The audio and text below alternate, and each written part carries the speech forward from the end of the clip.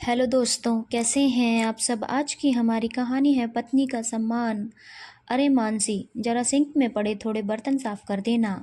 सास सुमन जी की आवाज़ मानसी के कानों से टकराई। जी अभी करती हूँ। 2 साल की बेटी रूही को तैयार करती हुई मानसी ने जवाब दिया। बेटी को सुलाकर वो बर्तन साफ करने लगी। मानसी बर्तन साफ कर ही रही थी कि देवरानी नेहा आई और खाने के झूठे और बर्तन रखकर चली गई। बर्तन साफ करके हटी ही थी कि पापा जी ने पनीर के और प्याज के पकौड़ों की फरमाइश कर दी, धनिया और पुदीने की चटनी के साथ। मानसी पकौड़े बनाने लगी। अपना सारा काम खत्म करके देखा घड़ी में 3:30 बज रहे थे। उसे जोरों की भूख लगी थी। वो खाना खाने बैठी तो देखा एक ही रोटी बची थी। आज जेठानी जी ने खाना बनाया था। उन्हें इतना भी नहीं पता कि घर में कितने लोग हैं। उस हिसाब से रोटियां बनानी चाहिए। वो गुस्से में बड़बड़ाती हुई एक रोटी सब्जी से खाना खाने लगी। मानसी और नितिन की शादी को लगभग 3 साल हो चुके थे। घर की तीनों बहुओं में मानसी दूसरे नंबर की बहू थी। जेठानी जानवी और देवरानी नेहा अक्सर मानसी के इमोशनल होने का फ़ायदा उठाती थी। अपना काम अधूरा छोड़कर मोबाइल या टीवी में व्यस्त हो जाती। बचा कुचा सारा काम मानसी को करना पड़ता। साथ ही बेटी रूही को भी संभालना पड़ता। हालांकि सास और ससुर दोनों को ये बात मालूम थी कि मानसी पर काम का बोझ ज़्यादा है, लेकिन दूसरी दोनों बहुओं को कुछ कहकर वो उनकी नज़रों में बुरे नहीं बनना चाहते थे। दूसरी तरफ उनके दोनों बेटे, बड़ा बेटा सुनील और छोटा बेटा अनिल, हर बात में अपनी पत्नियों का ही पक्ष लेते। इसलिए उन दोनों बहुओं को कुछ कहने से उनके सास ससुर बचते थे। वहीं दूसरी ओर नितिन का स्वभाव अपने दोनों भाइयों से विपरीत था। उसके लिए उसके माता पिता सर्वोपरि थे। वो मानसी को चाहता तो था, लेकिन जब बात माँ बाप या भाइयों की आती उसे मानसी ही गलत लगती। मानसी जब भी अपने पति नितिन को समझाने की इन सब बातों की शिकायत करती तो वो मानसी को ही समझाने लगता। अक्सर उन दोनों के बीच इन्हीं बातों को लेकर मनमुटाव चलता रहता। वहीं दूसरी ओर दोनों भाई अपनी अपनी पत्नियों के साथ सुखद वैवाहिक जीवन बिता रहे थे। मानसी भी बड़ी इमोशनल थी। वो किसी को कोई जवाब नहीं दे पाती और अंदर ही अंदर घुटती रहती। इधर नितिन के माता पिता में से जब भी कोई बीमार होता या घर का कोई और कार्य होता, दोनों भाई कोई ना कोई बहाना बनाकर टाल जाते। वहीं नितिन ऑफिस से छुट्टी लेकर भी वो कार्य करता।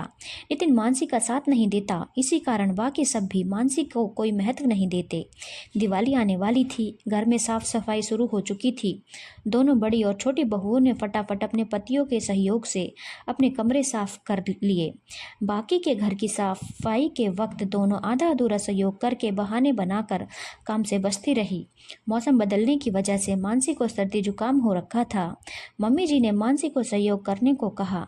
मानसी ने तबीयत ठीक न होने की बात कही तो वो नाराज हो गई और अकेली ही काम करने लगी। इसी बीच नितिन ऑफिस से आया और उसने माँ को अकेले काम करते हुए देखा तो मानसी पर बरस पड़ा। दुख और गुस्से से कांपती हुई मानसी खड़ी हुई और काम में लग गई। पानी में लगातार काम करने के कारण उसकी तबीयत ज़्यादा खराब हो गई और वो बेहोश हो गई। उसे हॉस्पिटल ले जाया गया। डॉक्टर्स ने चेक किया तो पता चला लगातार सर्दी जुकाम में काम करने के कारण उसके फेफड़ों में इन्फेक्शन हो गया था। उसका हीमोग्लोबिन भी काफ़ी कम हो गया था। मामला थोड़ा गंभीर था। वहीं दूसरी ओर मम्मी के बिना रूही का रो रो कर बुरा हाल था। पहली बार नितिन को अपनी गलती का एहसास हो रहा था। मानसी का मासूम चेहरा बार बार उसकी आंखों के सामने घूम रहा था। इस मुश्किल घड़ी में उसके माता पिता के अलावा कोई और हॉस्पिटल में नहीं था। मानसी की छोटी बहन रूही को अपने घर ले गई। पूरे 1 हफ्ते के इलाज के बाद मानसी की हालत में सुधार था। नितिन मानसी से मिलने पहुंचा। मानसी घर चलने की जिद कर रही थी। मुझे घर ले चलो नितिन, मुझे सबकी याद आ रही है। रूही कैसी है? दिवाली आने वाली है, सारा काम बाकी है, कैसे होगा सब? मानसी बोले जा रही थी। रूही ठीक है मानसी, तुम्हारी छोटी बहन के घर है। तुम्हारे बीमार होने के बाद शालू उसे अपने घर ले गई थी। कल तक तुम डिस्चार्ज हो जाओगी, फिर हम घर चलेंगे। रही बात काम की तो डॉक्टर्स ने तुम्हें रेस्ट करने को कहा है। जब तक तुम ठीक नहीं हो जाती कोई काम नहीं करोगी। लेकिन मैं अब ठीक हूँ नितिन।